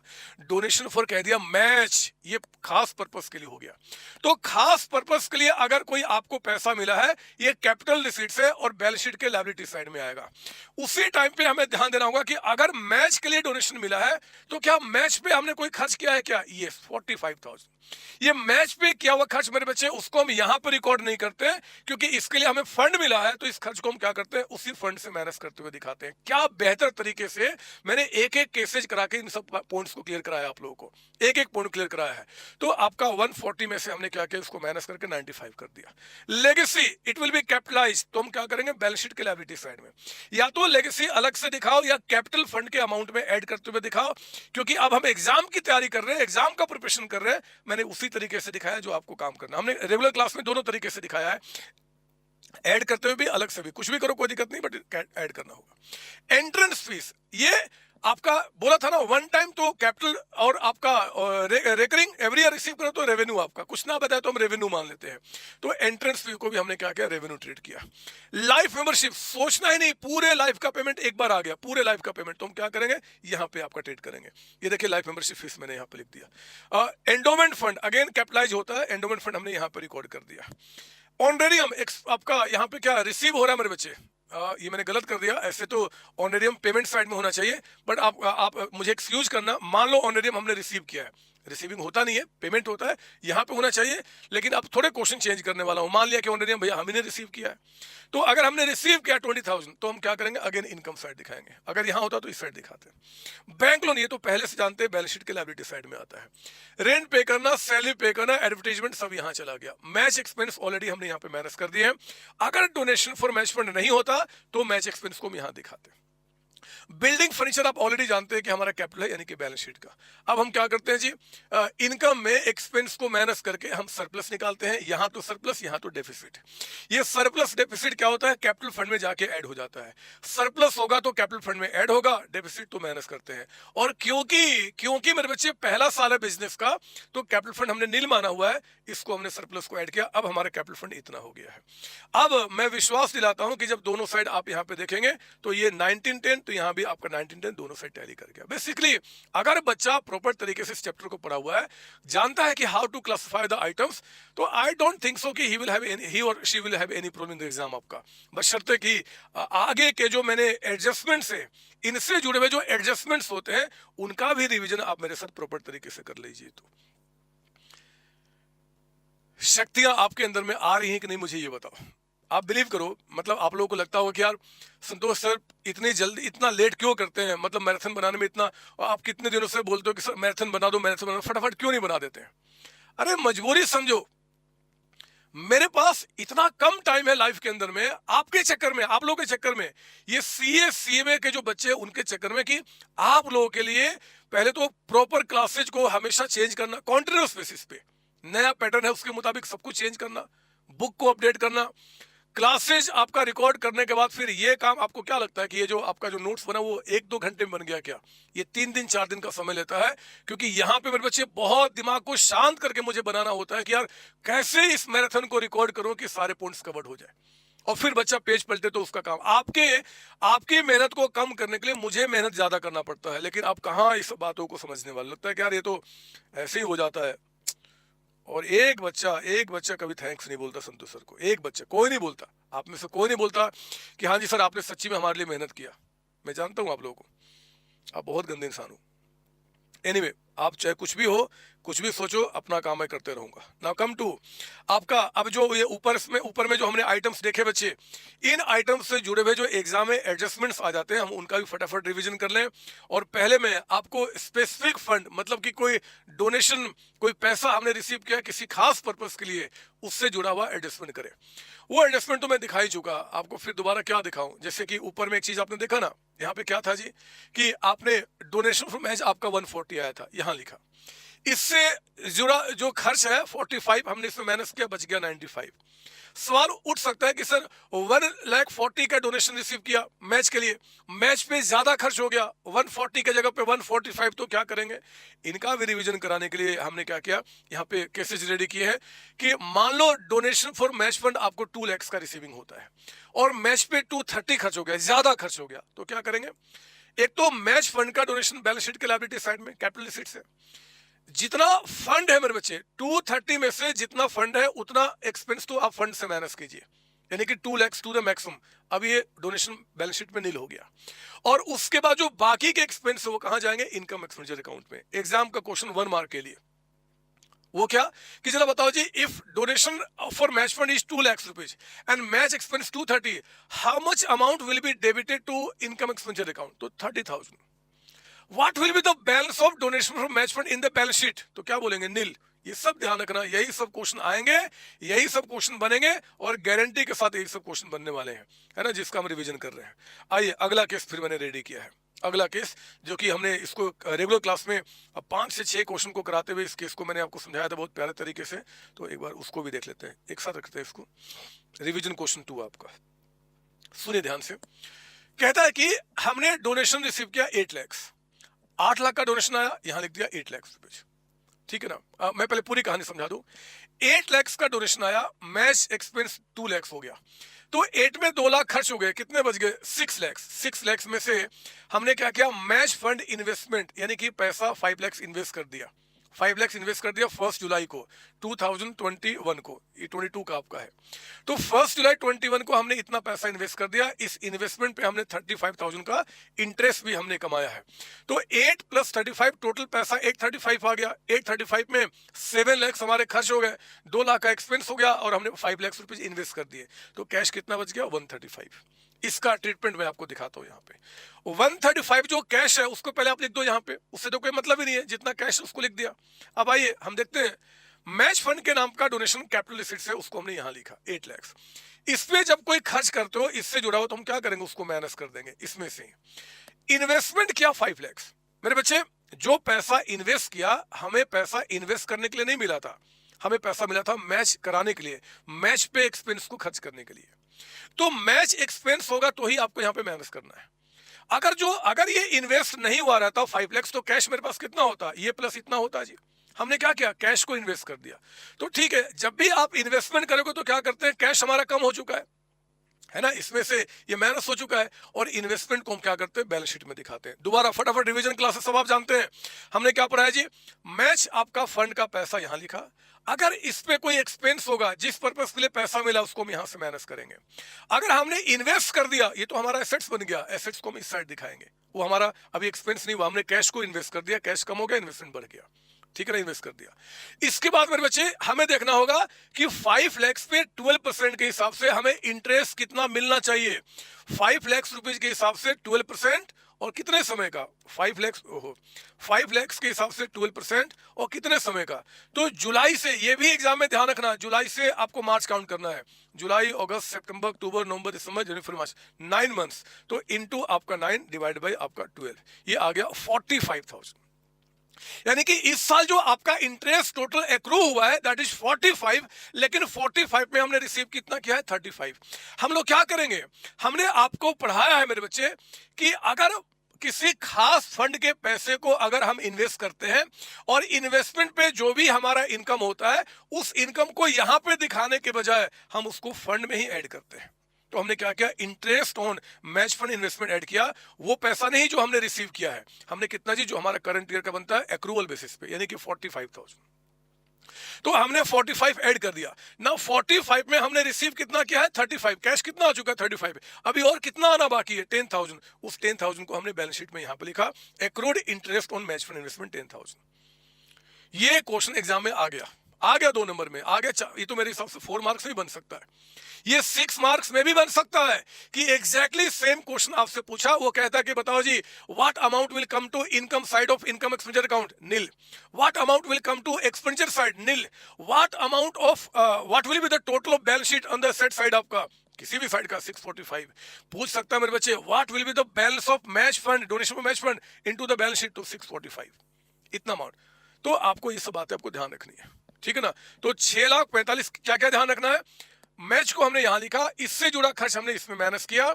अगर हमने पैसा इन्वेस्ट किया है, इन्वेस्ट पर्पस पूरा नहीं हुआ, वो तो कैश को हमने इन्वेस्टमेंट में कन्वर्ट कर दिया, तो कैश हमारा कम हो चुका है, इन्वेस्टमेंट हमारा बढ़ चुका है। हमेशा इस पे इंटरेस्ट पता करते समय चेक करना है कि डेट कब है इन्वेस्टमेंट करने का और साल के एंड तक इंटरेस्ट कितना बनता है, वो पूरा अमाउंट यहाँ पे ऐड होगा। इसमें से जितना रिसीव हो चुका है वो तो कैश में ऐड हो चुका है, वो तो कैश में मिला हुआ है। जो रिसीव करना है वो हमें क्या करना है, एक्रूड के रूप में दिखाना है। इस एक्रूड को इन्वेस्टमेंट में ऐड मत कर देना, इन्वेस्टमेंट अलग होता है और आपका accrued interest on match fund investment आपका अलग होता है। क्लियर इसके अंदर में? ये सर, ठीक है। मैं अगला एक और केस मैंने आपको यहाँ बनाया हुआ, हम लोगों ने क्लास में बेहतर तरीके से किया था। ऊपर में हमने क्या देखा जी, ये क्या होता है, मैच फंड के लिए बोलेगा, प्राइज फंड के लिए बोलेगा कि डोनेशन प्राइज फंड के लिए मिला, मैच फंड के लिए मिला, तो ऐसा काम करेंगे। लेकिन क्या होगा अगर हमें डोनेशन मिलता है किसी एसेट्स के लिए? हमें एक मैच क्या था, एक्सपेंस कराना, मैच करा दिया, खत्म हो गया। लेकिन बिल्डिंग बनाने के लिए डोनेशन मिल जाए, बिल्डिंग बनाने के लिए, लाइब्रेरी रूम्स बनाने के लिए मिल जाए, कुछ ऐसा आपका। तो हमने कहा अगला, अगर आपने 6 लाख का डोनेशन फॉर बिल्डिंग रिसीव किया है और 420 बिल्डिंग पे आपने खर्च कर दिया, ये रिसिट्स पेमेंट अकाउंट है, कितना कैश बच गया? 180। हम लोग क्या करते हैं बच्चे, कैश जो है उसको यहां लिख दिया, जितना डोनेशन मिला उसको हमने यहां पर रिकॉर्ड कर दिया। जब आपने बिल्डिंग पे पैसा खर्च किया तो आपको मैंने समझाया है कि इन दोनों में फर्क है। यहाँ पे क्या है जी, ये आपको एक्सपेंस के लिए मिला था, एक्सपेंस जैसे होगा हम यहाँ पे माइनस करेंगे। लेकिन यहाँ मेरे बच्चे आपको जो मिला है वो एक्सपेंस के लिए नहीं, आपको एसेट्स के लिए डोनेशन मिला है। तो 6 लाख को पहले हमने यहाँ लिखा, जितने का एसेट्स बना बिल्डिंग उसको हम एसेट साइड लिखेंगे। और हमने कहा कि भैया 6 लाख में हमने 420 का बिल्डिंग बना दिया ना, 420 से हमने पर्पस पूरा कर लिया। तो वो 420 हम क्या करते हैं, इसमें से माइनस करके अपने कैपिटल फंड में ऐड कर लेते हैं। यानी कि हमारे पास डोनेशन फॉर बिल्डिंग, यानी कि बिल्डिंग पे और खर्च करने की जो हमारे पास लायबिलिटी है वो सिर्फ 180 की रह गई, है ना। जितने का हमने बिल्डिंग बना लिया वो पैसा कंपनी का अपना बन चुका, तो हम उसको इसमें ऐड कर देते हैं। फिर से सुनिए क्या हमने पढ़ा हुआ है, डोनेशन फॉर बिल्डिंग यहां लिखा हमने, बिल्डिंग बना लिया दूसरे साइड लिखेंगे, जितने का बिल्डिंग बन गया उतना पैसा फिर हम यहां से माइनस करके इसमें ऐड कर देते हैं, ठीक है। और बाकी बातें जो ऊपर में हमने किया था वो इन्वेस्टमेंट करने का, वो इंटरेस्ट, वो सब यहाँ भी आ सकता है। यहाँ भी बाकी पैसा हम इन्वेस्ट कर सकते हैं, इन्वेस्ट करेंगे, इन्वेस्टमेंट यहाँ पे लिखाएंगे। लेकिन इन्वेस्ट करने से यहाँ से माइनस करके यहाँ नहीं करेंगे। ये कब होता है, जिस पर्पस के लिए पैसा मिला अगर उस पर्पस पे पैसा खर्च हो जाए। इन्वेस्ट करने का मतलब तो सिर्फ इतना होता है कि भैया कैश रख के क्या करेंगे, चलो हम इन्वेस्ट कर देते हैं, है ना, कुछ कमाएंगे उसके ऊपर में, तो कैश कम हो जाएगा, इन्वेस्टमेंट बढ़ जाएगा। फिर वही इन्वेस्टमेंट पे कुछ हमने इंटरेस्ट कमाया तो हम उसको इसी में ऐड करेंगे, फंड में ऐड करेंगे, जैसे ऊपर में देखा था आपने। तो ये आपका स्पेसिफिक फंड से जुड़े हुए जो एडजस्टमेंट्स वो मैंने करा दिया रिवीजन। इससे ज्यादा ना कभी पूछा है ना पूछेगा। और मैं कैसे याद दिलाऊं, पता नहीं वो बात आपको याद है कि नहीं। जब मैं भी थोड़ा छोटा हुआ करता था, आप भी थोड़े छोटे हुए करते थे, और रेगुलर क्लास में ये चीज कराने के लिए मैंने आपके लिए कम से कम 1.5 घंटे 2 घंटे लगाए थे, एक एक स्टेप को बारीकी से समझाना। अब आप वो एक्सपेक्ट थोड़े करोगे, रिवीजन लेक्चर से। यहाँ तो अब कॉन्सेप्ट थोड़े समझाऊंगा, वहां पे मैंने कॉन्सेप्ट सारे समझाए, ऐसा क्यों होता है क्यों नहीं होता सब जानते हो। यहाँ तो रिवीजन है बदमाश। तो आओ ना, मुझे पता है कि आप समझ भी रहे हैं कि मैं सही तरीके से कर रहा हूँ। Now come to the subscription point, जहाँ पे सबसे ज्यादा हमारे बच्चे परेशान होते हैं। और मैं आपको याद दिलाऊं, हमारे रेगुलर क्लास के अंदर में सब्सक्रिप्शन को समझाने के लिए मैंने कितनी मेहनत आपके साथ की थी। और मैं खुश हो जाता हूं जब डाउट सेशन टाइम पे बोलते हैं कि सर सबसे मजा तो हमें सब्सक्रिप्शन में ही आया है ना, क्योंकि हमने कोई रटाफिकेशन नहीं किया था। जो बच्चे मुझसे नहीं पढ़े हुए, पेड क्लास के बच्चे नहीं है, मेरे बच्चे, आपके लिए भी एनपीओ की 2 क्लास मैंने यूट्यूब पे रखी हुई है। आई थिंक उसमें सब्सक्रिप्शन वाला पॉइंट्स भी कवर है, उतना भी देख लेंगे तो आप इन सब बातों को समझ के फिर आगे बढ़ सकते हैं।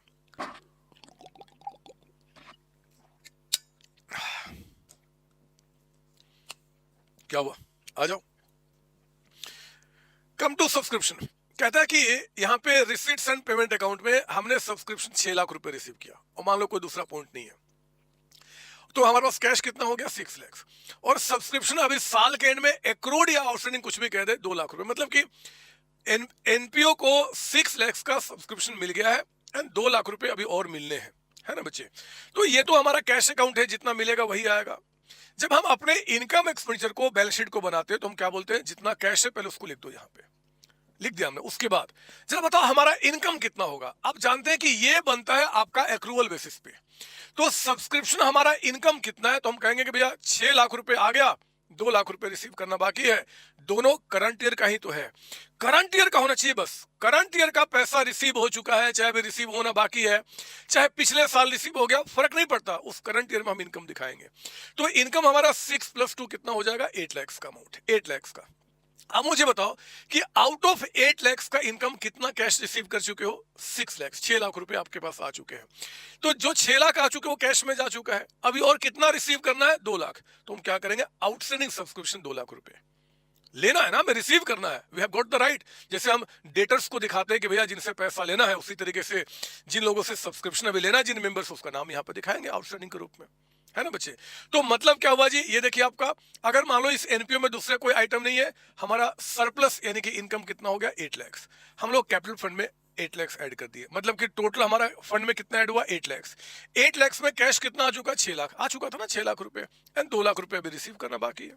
हो गया काम आपका। इनकम तो करंट ईयर में ही होगा, जिस साल में वो आपका एक्रू होता है, पैसा कभी भी मिले फर्क नहीं पड़ता। अब ये जो हमने यहाँ पे आउट ऑफ 8 लाख इस साल 6 लाख रुपए रिसीव कर लिया, 2 लाख रुपए अगले साल रिसीव करेंगे। तो जब ये अगले साल रिसीव होगा तो अगले साल दोबारा इनकम थोड़े दिखाएंगे, इनकम तो इस साल ही दिखा दिया ना बच्चे, इनकम तो हम इस साल ही दिखा चुके हैं, दोबारा थोड़े। अगले साल क्या होगा, तो अगर अगले साल ये पैसा रिसीव हो जाएगा तो ये नाम को हटा के कैश बढ़ जाएगा, लेकिन इनकम तो आपका इस साल ही चला गया है, दोबारा थोड़े जाता है। ठीक है। नाउ कम टू आपका रिवीजन क्वेश्चन नंबर 6 आपका रिसीट्स एंड पेमेंट अकाउंट में सब्सक्रिप्शन कहता है कि 8 लाख रुपए रिसीव किया, 8 लाख रुपए हमने रिसीव किया टोटल मेरे बच्चे। सब्सक्रिप्शन के नाम पे, ये कैश अकाउंट याद रखना, सब्सक्रिप्शन के नाम पे टोटल कैश कितना रिसीव किया, 8 लाख। 8 लाख के बाद कहता है पॉइंट नंबर 1 में अभी आउटस्टैंडिंग 40, मतलब करंट ईयर का ना, तो जो रिसीव किया वो भी इनकम है, जो रिसीव करना बाकी वो भी इनकम है। 840 हमारा इनकम हो गया, 840। लेकिन फिर कहता है कि भैया इसमें एडवांस सब्सक्रिप्शन भी रिसीव हुआ है 25। सर एडवांस सब्सक्रिप्शन इसमें मिला हुआ है, वो कहां दिख रहा है? अरे बदमाश, अगर रिसीव ड्यूरिंग द ईयर आपका 25,000 एडवांस है और एडवांस यहां पे अलग से नहीं दिख रहा, तो इसी में तो मिला होगा, सब्सक्रिप्शन में सब मिला होगा। तो फिर इस साल का इनकम हमारा कितना हुआ जी? इस साल का फिर बताइए इनकम, एग्जाम में आ गया यही 1 मार्क में क्वेश्चन, तो हम क्या बोलेंगे? 8 लाख रुपए हमने रिसीव किया है करंट ईयर में, इसमें से 25 हमारा इनकम नहीं है। क्यों इनकम नहीं है? क्योंकि वो करंट ईयर का नहीं, अगले साल का है। अगले साल का कोई इनकम हम अगर इस साल रिसीव करते हैं तो हम क्या बोलते हैं? एडवांस इनकम है, एडवांस इनकम, एडवांस फी, है ना। और एडवांस में रिसीव किया हुआ इनकम को हम लायबिलिटी मानते हैं, जब तक हम उसके लिए सर्विसेज रेंडर ना कर दें, है ना। अगर मैं आपसे फीस एडवांस में लेता हूं तो आज मैं उसको इनकम नहीं कहता हूं जब तक कि मैं आपको सर्विस न दे दूं। जब सर्विस दे दिया तब उसको इनकम कहता हूं, जब तक सर्विस नहीं दिया तब तक मैं लायबिलिटी कहता हूं। पढ़ाई 11वीं क्लास है आपने, आप सीएमए इंटर के बच्चे बदमाश। तो हमने कहा कि देखो जी 8 लाख रुपीज का हमने टोटल कैश रिसीव किया था, लेकिन 8 में 25,000 को मैं अपना यहाँ पे इनकम नहीं मानूंगा। कितना इनकम मानूंगा? 775। और 40 जो हमें अभी और रिसीव करना है, तो हमारा इनकम कितना हो गया? 8,15,000। इनकम एक्सपेंडिचर अकाउंट में 815 जाएगा। इनकम एक्सपेंडिचर अकाउंट में एक्रूवल बेसिस पे, मतलब जो करंट ईयर में जो है ना, जो करंट ईयर का सिर्फ वही जाएगा बच्चे, चाहे और कुछ भी नहीं जाएगा। तो 815 हमने इनकम दिखाया, वो सरप्लस आपका यहां पे चला गया 815। नाउ हमें उसके बाद ये देखो, जो आउटस्टैंडिंग है अभी रिसीव करना है, वो हमारा एसेट्स बन गया, है ना। जिसको हमने इनकम माना, इनकम माना बट अभी रिसीव नहीं किया, हम लोग क्या बोलते हैं? हम लोग कहते हैं ना यहाँ पे, जैसे मान लो आपका सब्सक्रिप्शन, हमने subscription to outstanding subscription, outstanding accrued कुछ भी कह सकते हो, 100 रुपए 100 रुपए। तो जब सब्सक्रिप्शन एक्रू हो चुका है, वो इनकम है, तो हम क्या करेंगे? इनकम को यहाँ पे ऐड करेंगे। और क्योंकि वो अभी आउटस्टैंडिंग है, हमें रिसीव करना है, ये हमारा एसेट्स है, उल्टा लिख दिया मैंने यहाँ पे, माफ कीजिए, इनकम है ना। तो हम क्या करते हैं? इनकम यानी कि सब्सक्रिप्शन को क्रेडिट करते हैं 100 रुपए से, मान लो 100 रुपए, और हमें रिसीव करना है, हमारा एसेट्स बन गया, तो आउटस्टैंडिंग को दिखाते हैं 100 रुपए आपका। जो इनकम है मेरे बच्चे, ये वाला नीचे वाला, उसको हम यहाँ पे ऐड करते हैं। और जो एक्रूड है, हमें रिसीव करना है, आउटस्टैंडिंग है, उसको हम क्या करते हैं? बैलेंस शीट में एसेट्स के रूप में। ठीक वैसे ही जैसे आप गुड्स सेल कर दिया क्रेडिट पे, तो सेल्स दिखाते हैं ट्रेडिंग अकाउंट में, और पैसा रिसीव करना है तो डेटर्स को हम बैलेंस शीट में दिखाते हैं। उसी तरीके से क्या दिखा रहे हैं? एक्रूड को यहाँ पे दिखा रहे हैं। कोई डाउट इसके अंदर में? ये सारी बातें याद रखना, ये सारी बातें 1 मार्क के क्वेश्चन के लिए तैयार कर रहे हैं। चाहे बड़े जो क्वेश्चन एग्जाम में आएंगे उनमें भी जो पॉइंट्स बनेंगे उनका भी रिवीजन करा रहा हूं, आप इस बात को समझ रहे होंगे, ठीक है ना।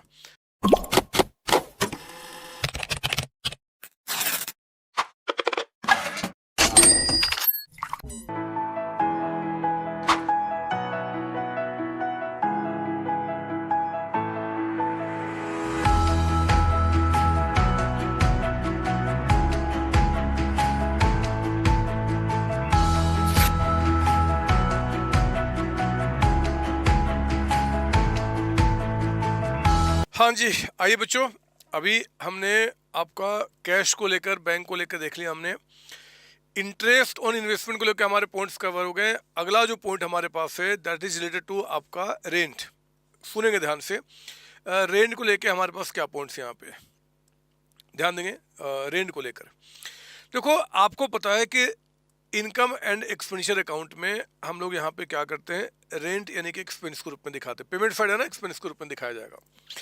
अब सवाल उठता है कि रेंट आपका यहाँ पे कहता है कि 40,000 का अमाउंट है, 40,000, लेकिन ध्यान दो यहाँ पे कहता है नीचे में, rent amounting to 40,000 paid up to 30 June 2022। एक तो 40,000 पर एनम है, हमने अच्छे पॉइंट्स इसमें किए हुए क्लास में। तो 40,000 पर एनम का मतलब मेरे बच्चे, रेंट बाहर में तो आपका 40,000 ही जाएगा, क्योंकि 1 साल का अकाउंटिंग हो रहा है, तो इसमें कोई डाउट ना हो। तो 40,000, लेकिन अप टू 30 जून तक का पेमेंट किया है, और ये आपका 31 मार्च, यानी कि 3 मंथ्स का एडवांस हो गया। तो हम लोग क्या करते हैं? लेस यहाँ पे प्रीपेड रेंट आपका, और ये 40,000 का पेमेंट अगर 12 मंथ्स का है तो 3 मंथ्स का कितना हो गया, 10,000 हमने यहाँ पे माइनस कर दिया। जो हमारा बैलेंस शीट बनेगा आपका क्लोजिंग का, एंड का, उसमें हम लोग क्या करते हैं, यहाँ पे प्रीपेड रेंट कितना हम दिखाते हैं यहाँ पे जी, 10,000 का अमाउंट। कोई डाउट इसके अंदर में? नहीं सर। अब मेरी बात सुनो ध्यान से। जब कहता है कि अगर एक साल का आपका चार्ज 40,000 है एंड एक साल का चार्ज 40,000, लेकिन 40 में 10,000 आपने अगले साल का पे किया, तो मेरे बच्चे इस साल को तो आपने 30 पे किया ना। बोलो हाँ। अगर आउट ऑफ 40,000, अगर 40,000 में 10,000 आपने नेक्स्ट ईयर का पे किया है, तो आपने इस साल को तो 30 पे किया, तो बाकी 10,000 आपका क्या होगा, बाकी 10,000 क्या होगा? हमने बताया था दो ऑप्शन है, या तो इसको आउटस्टैंडिंग मान लो आप अपना एंड में, कि एंड में आपका आउटस्टैंडिंग है, या ये मान लो कि साल के स्टार्टिंग यानी कि पिछले साल भी प्रीपेड रेंट रहा होगा 10,000। बताओ क्या बेस्ट है मानना, क्या बेस्ट है मानना? तो बेस्ट मानना हमने बताया था कि ओपनिंग में प्रीपेड रेंट। ऐसा क्यों? क्योंकि सोचो ना, अगर रेंट हम पे कर रहे हैं और साल के एंड में प्रीपेड भी है, अगले साल का भी पे कर रहे हैं, और अगले साल का कुछ बकाया भी है, जमता नहीं है कि अगले रेंट एक कोई हम लोग मान लो आपका किसी का यूज कर रहे हैं, कोई बिल्डिंग यूज कर रहे हैं, और उसको हमने एडवांस में रेंट पे किया है, और साथ साथ कहते हैं कि कुछ बकाया भी है, वो ठीक नहीं है। हम क्या मानते हैं कि ओपनिंग में आपका प्रीपेड रहा होगा, जैसे एंड में जितना प्रीपेड है उतना ओपनिंग में। तो जब ओपनिंग बैलेंस शीट आप यहाँ पे बनाते हैं, ओपनिंग बैलेंस शीट, तो हम क्या करते हैं, प्रीपेड रेंट यहाँ पे 10,000 दिखाते हैं। इससे क्या होता है, वो 10,000 हम यहाँ पे ऐड करते हैं जी, और अमाउंट आपका बाहर में 40,000 जाता है। तो ये हिडन एडजस्टमेंट्स हैं, हमने इसके बारे में भी क्लास में किया हुआ है, वही मैंने आपको यहाँ पे बता दिया। एक और भी एडजस्टमेंट टेलीफोन चार्ज को लेकर जो हम लोगों ने क्लास में पढ़ा हुआ है, जो शायद एग्जाम में पूछ दे, मैं थोड़ा इसको क्लियर करके वो भी आपको बताऊँ। टेलीफोन चार्जेज को लेकर देखो, टेलीफोन चार्जेज हमने पढ़ा हुआ है, यहाँ पे क्वेश्चन कहता है टेलीफोन चार्जेज को लेकर कि आप देखिए हमने कितना पे किया है जी, टेलीफोन चार्जेज 15,000। तो जितना पे किया उसको हमने यहाँ पे लिखना होता है टेलीफोन चार्जेज एक्सपेंस के रूप में। हमने अभी अंदर लिखा 15,000 क्योंकि मैंने एडजस्टमेंट बनाया हुआ है। कहता कि quarter charge for telephone is outstanding, और वो क्वार्टर चार्ज अमाउंट कितना बता रहा है आपका 3,000। तो 15,000 हमने क्या किया, ये पे किया है बच्चे, और कहता है कि आउटस्टैंडिंग है एक क्वार्टर का 3,000 का अमाउंट आपका, तो टोटल कितना हो गया आपका 18,000। बट क्वेश्चन कहता है कि charge for each quarter same है 21, 22। जरा सोचो, एक साल में हमारे कितने क्वार्टर होते हैं, 1, 2, 3 और 4, 4 क्वार्टर होते हैं। एक साल में वी हैव 4 क्वार्टर्स, है ना। और 4 क्वार्टर में कहता है कि हर एक क्वार्टर का चार्ज आपका 3,000 ही है, ठीक है। उसने ये भी कहा कि लास्ट वाले क्वार्टर का चार्ज जो आपका 1 क्वार्टर का बकाया है। तो सोचो, अगर ये अभी एक्रूड यानी कि आउटस्टैंडिंग है, तो पेमेंट होना कितना चाहिए था, 9,000। अगर आउट ऑफ 12,000 मेरे बच्चे, अगर 3,000 अभी आउटस्टैंडिंग है, तो पे कितना होना चाहिए था, 9,000। यानी कि आपका यहाँ पे चेक करो, पेमेंट 9,000 होना चाहिए था, और हमने पे कितना किया हुआ यहाँ पे 15,000। तो हम क्या बोले थे, क्या मानने के लिए, कि साल के स्टार्टिंग में, यानी कि स्टार्टिंग में आपका 6,000 जो हमने इस बार ज़्यादा पे किया है, वो आपका आउटस्टैंडिंग रहा होगा। तो आउटस्टैंडिंग आपका ओपनिंग में मेरे बच्चे 6,000 का अमाउंट रहा होगा, तभी तो बाहर तो 12,000 ही जाएगा जो करंट ईयर का है एक्रूअल बेसिस पे। और इस साल का 3,000 अगर आउटस्टैंडिंग है, तो हम ये नहीं मान सकते कि 6,000 रुपये अगले साल का आपने पे किया होगा। क्यों नहीं मान सकते? इस साल का आप कहते हो कि टेलीफोन चार्जेस आउटस्टैंडिंग है, और अगले साल का एडवांस पे कर रहे हो, लॉजिक नहीं बनता। तो हम क्या मानेंगे, पिछले साल का आउटस्टैंडिंग रहा होगा जो इस बार पे किया गया होगा, उसको माइनस करेंगे। ये आपका ओपनिंग बैलेंस शीट में 6,000 जाएगा, और क्लोजिंग बैलेंस शीट में कितना जाएगा, 3,000। यही करना है ना, ये सर, ठीक है, ये भी काम हो गया। नाउ अब आइए एक आपका थर्ड वाला एडजस्टमेंट, जो बड़ा हमने बिलियर्ड्स टेबल के ऊपर में पढ़ा था, मैंने यहाँ पे फर्नीचर ग्रुप में कन्वर्ट कर दिया है। पता वो एडजस्टमेंट क्या है? मैं खड़े हो जाता हूँ यार, मुझे बैठने का मन नहीं करता, और यहाँ पे मैंने बहुत गंदा कर दिया, तो मैं सोच रहा हूँ कि थोड़ा इसको क्लीन कर लूँ, उसके बाद मैं आपको यहाँ पे समझाता हूँ। ये लीजिए, मैं इसको क्लीन कर लेता हूँ। देखो यहाँ पे क्वेश्चन में ध्यान देंगे आप, कहता है, मैं इसको भी क्लीन कर दूँ क्या? ये भी तो हो गया अब हमारा। ये सब ऑलरेडी हमने पढ़ा हुआ है, मैं फटाफट रिवीजन करा रहा हूँ, आपको दिक्कत नहीं होनी चाहिए। हमारे पास एक और भी पॉइंट है बच्चे, वो कहता है कि आपका फर्नीचर लेकर, ये देखो बैलेंस शीट, ये हमारा ओपनिंग है, ठीक है ना, और एक बैलेंस शीट हमारे पास क्या है जी, क्लोजिंग। क्लोजिंग आपका कहता है क्वेश्चन में कि नीचे देख लो, ड्यूरिंग 2021 करंट ईयर क्या चल रहा है, 21-22, यानी कि पिछले साल कहता है कि फर्नीचर हमने 2 लाख का परचेज किया था और उसके अगेंस्ट 170 पे किया था। यानी कि ओपनिंग बैलेंस शीट में, यानी कि पिछले साल के बैलेंस शीट में हमारे पास फर्नीचर कितने का रहा होगा, 2 लाख का। एंड वेंडर फॉर फर्नीचर मतलब कि 2 लाख का हमने परचेज किया था, 170 पे किया था, यानी कि 30,000 अभी और हमें पे करना था। ठीक है ना, इसका मतलब ये निकल के आता है। और इस साल देखो, इस साल के रिसिट्स पेमेंट अकाउंट में कहता है कि फर्नीचर के नाम पे आपने 30,000 पे किया। ऐसे हम लोगों ने क्लास में बिलियर्ड्स टेबल के ऊपर में किया हुआ है, आपके स्टडी मेट में भी है, बट मैंने उसको फर्नीचर में चेंज कर लिया ताकि थोड़ा नया लगे। बट एनीवे, यानी कि अगर ये 30,000 का पेमेंट हुआ तो हम क्या मानेंगे, वेंडर का पेमेंट हुआ है। यानी कि मेरे बच्चे फर्नीचर जो है वो अभी भी कितने का है, 2 लाख रुपीज का। वेंडर जो हमारे पास 30,000 का लायबिलिटी था, वो लायबिलिटी क्या हो गया, खत्म हो चुका है। तो यहाँ पे इनकम एक्सपेंडिचर में कुछ भी नहीं जाएगा। हाँ, अगर कहता है कि आप फर्नीचर पे डेप्रिसिएशन चार्ज कीजिए, तो मेरे बच्चे फिर हम क्या करेंगे, 2 लाख रुपीज का फर्नीचर था ना स्टार्टिंग में, जितना भी डेप्रिसिएशन कहेगा उसको चार्ज करके और डेप्रिसिएशन को क्या करेंगे हम यहाँ पे एक्सपेंस के रूप में दिखा देंगे। यही काम है ना, ये सर। तो ये भी बात मैंने बता दी आपको। रेंट के बारे में हो गया, टेलीफोन का हो गया, ये भी हो गया, बैंक लॉज भी हो गया, इन्वेस्टमेंट भी हो गया, एंड सोन, सारी बातें हमने यहाँ पे ख़त्म कर ली है। जो अच्छे अच्छे एडजस्टमेंट्स वो ख़त्म किया। मेरे बच्चे, मैं बार बार कह रहा हूँ कि जो क्लास में आपने नोट्स बनाया ना, उसको पलटना है, एंड पलटना है, ज़रूर पलटना आपको, तब जाके बात बनेगी।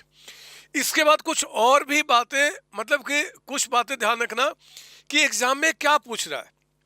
एक पैटर्न होता है कि रिसीट्स एंड पेमेंट अकाउंट दिया हुआ है और आपको इनकम एक्सपेंडिचर अकाउंट बोलेगा बनाने के लिए, तो फिर हम यही काम करेंगे जो हम सीखते आ रहे हैं।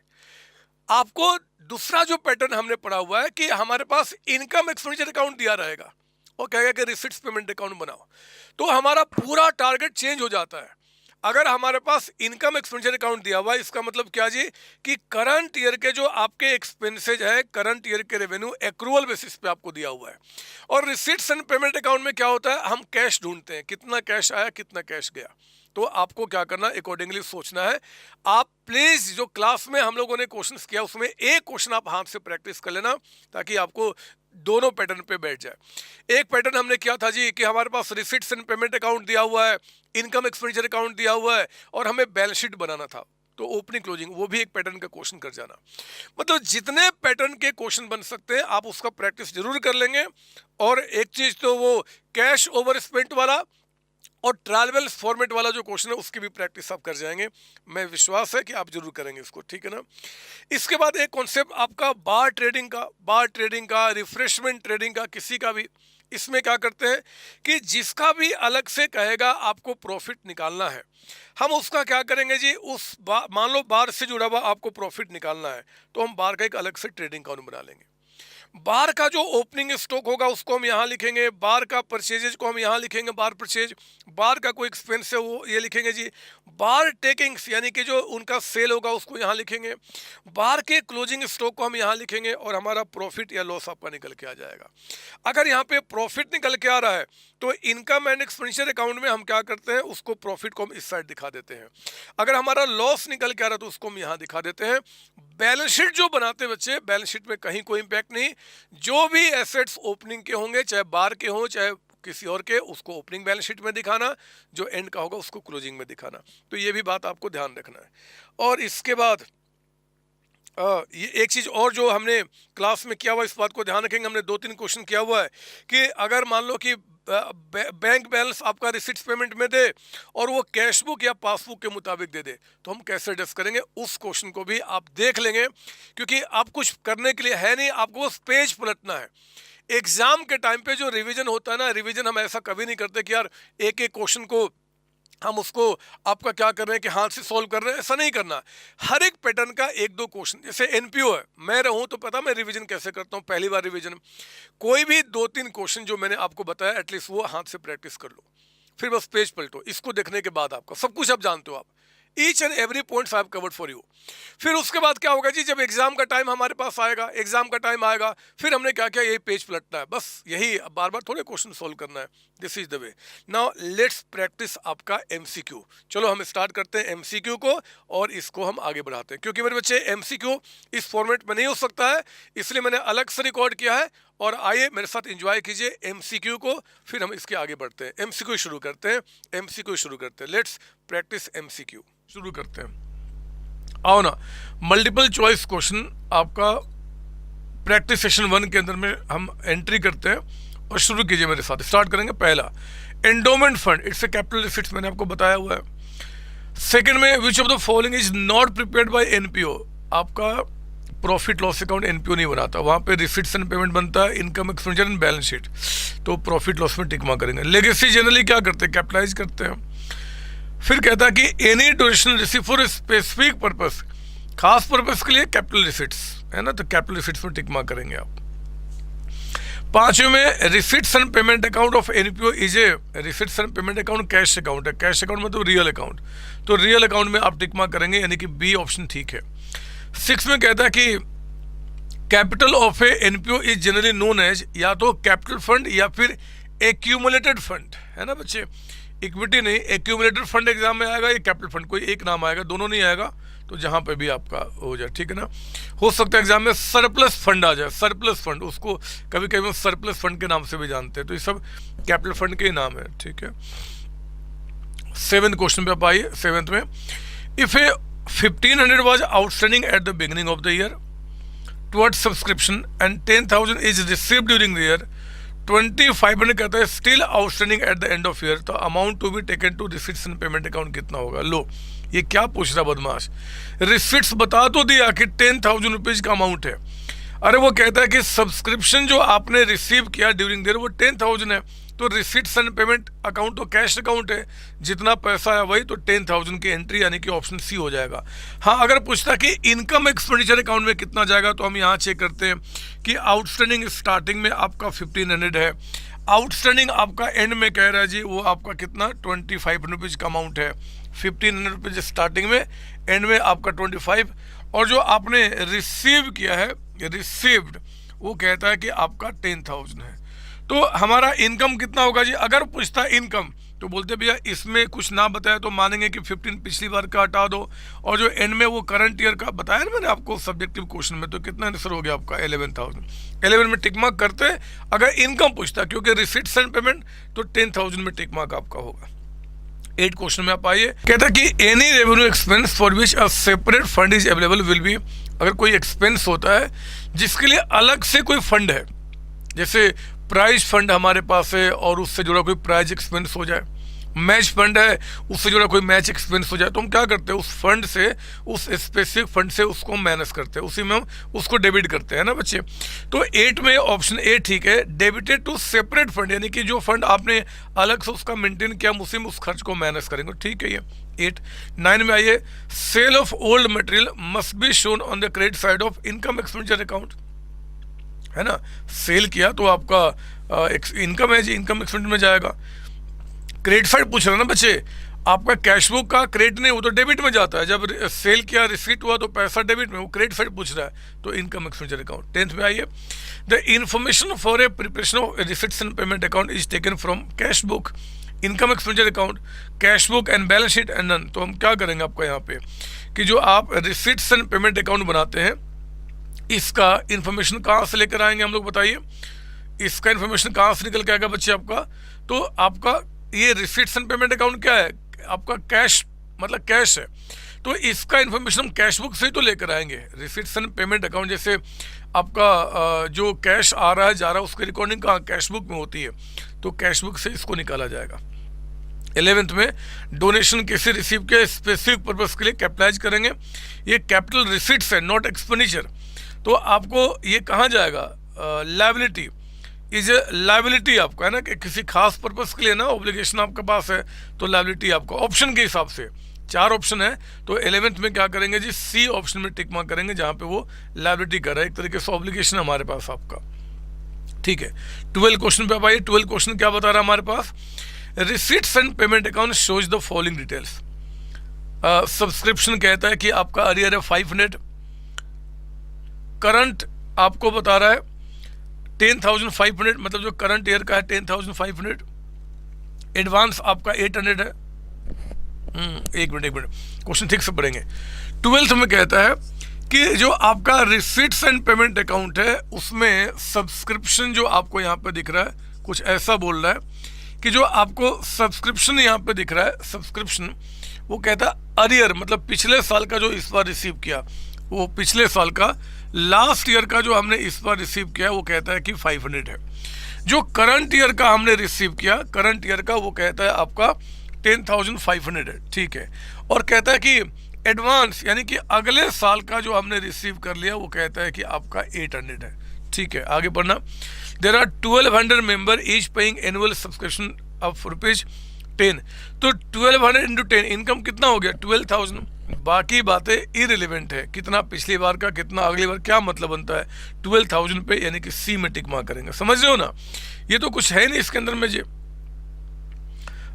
13 में आप आइए जरा, यहाँ पे हमने इसे टफ क्वेश्चन किए हुए हैं बड़े बड़े क्वेश्चन में। Any income arising from a special fund will be created to, अगर स्पेशल फंड से कोई इनकम आपका होगा तो स्पेशल फंड में ही ऐड होता है। अगर आपने क्या किया, स्पेशल फंड का पैसा कहीं इन्वेस्ट किया, उससे कुछ कमाया, तो हम क्या करते हैं स्पेशल फंड में ही ऐड करते हैं जी बैलेंस शीट में।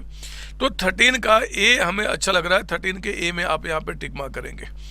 आइए जरा 14 क्वेश्चन में आप आते हैं। 14 क्वेश्चन क्या बता रहा है आपको यहाँ पे, कहता है कि income expenditure account shows subscription 10,000। ध्यान देना, इनकम एक्सपेंडिचर में सब्सक्रिप्शन एक्रूड जो है बिगिनिंग में और एंड में कहता है इतना इतना, तो फिगर ऑफ सब्सक्रिप्शन रिसीव्ड कितना है मेरे बच्चे। 14 क्वेश्चन आपका यहाँ कहता है कुछ इस तरीके का कि सब्सक्रिप्शन जो आउटस्टैंडिंग है स्टार्टिंग में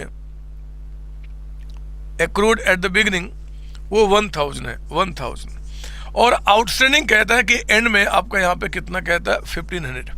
और सब्सक्रिप्शन ध्यान से कहता है कि जो इनकम है, मतलब इस साल का इनकम, पैसा कभी भी आया हो, वो रिसिट्स नहीं बता रहा है। सब्सक्रिप्शन कहता है कि जो आपका इनकम है वो कितना बता रहा है 10,000, 10,000 ये बता रहा आपका इनकम। तो बोलता बताओ रिसिट्स एंड पेमेंट में, मतलब सब्सक्रिप्शन का पैसा इस बार कैश कितना आया होगा। तो मेरे बच्चे हम क्या मानते हैं कि ये जो 10,000 का अमाउंट है इनकम, इसमें से इतना नहीं आया, उसको माइनस कर दो। हम कैश पता कर रहे हैं, इसमें से इतना नहीं आया, माइनस कर दिया। पिछले साल का जो बकाया वो पैसा आया होगा, कैश तो आया होगा ना। तो आपका 9500 ऑप्शन जहां दिख रहा है वहां पर टिक मार्क कीजिए, यानी कि 14 में ए ऑप्शन में टिक मार्क करेंगे। 15 क्वेश्चन पे आ जाओ। Which of the following item is और are shown in the income expenditure account. Only item of capital ना, वो वहां नहीं जाता, इनकम एक्सपेंडिचर थोड़े जाता है। Only item of revenue nature which are received during the year ना, जो रेवेन्यू नेचर के होते हैं वो कभी भी रिसीव हो, हमें क्या फर्क पड़ता है, इनकम इस बार का होना चाहिए। तो सी में कहता है only item of revenue nature pertaining to the period of the accounts, and D में कहता है both the items of revenue and capital. नहीं जी, तो हमें सी ठीक लग रहा है, जो रेवेन्यू नेचर के हैं एंड जो करंट ईयर का है वही आपका जाएगा। तो 15 में हम लोग क्या करेंगे, सी ऑप्शन में टिक मार्क करेंगे। कोई डाउट इसके अंदर में नहीं सर। 16 में आओ ना, subscription received in advance is क्या है, जो एडवांस में रिसीव किया दैट्स योर लायबिलिटी, सर्विसेज देना है, तो बी में टिक मार्क करेंगे। 17 एक्रूड जो है वो क्या है, हमारा एसेट है जी, हमें पैसा लेना है। 18 में कहता है income expenditure account is prepared under accrual basis, due basis, मैंने आपको बताया हुआ है एक्रूअल बेसिस पे, यानी कि ए में टिक मार्क करेंगे। 19 कहता है कि receipts and payment account cash basis पे, बी में टिक मार्क करेंगे, कुछ है नहीं इसमें। 20 number donation not receive from any for any specific purpose is transfer to, revenue है, जनरल है जी, तो रेवेन्यू चला जाएगा, यानी कि इनकम एक्सपेंडिचर अकाउंट में। 4 है ये, फॉर एनी स्पेसिफिक, ठीक है। तो 20 का आपका चला गया सी नंबर, आपका 20 का सी। एंड जल्दी से आप यहाँ पे 21 देख लो। If 3,000 was outstanding at the beginning of the year towards subscription, 20,000 is received during the year, 5,000 is still outstanding end में, तो amount to be taken to income expenditure account कितना होगा मेरे बच्चे। 20,000 में आप 5,000 जो 20,000 कहता है रिसीव किया, 5 अभी आउटस्टैंडिंग है, ऐड कर देंगे 25, पिछले साल का 3 माइनस करेंगे 22, यानी कि आप ए ऑप्शन में टिक मार्क करेंगे, तो 21 का ए आंसर हो गया। बताओ इसमें कुछ है करने को, नहीं सर, मैं इसको बंद कर देता हूँ।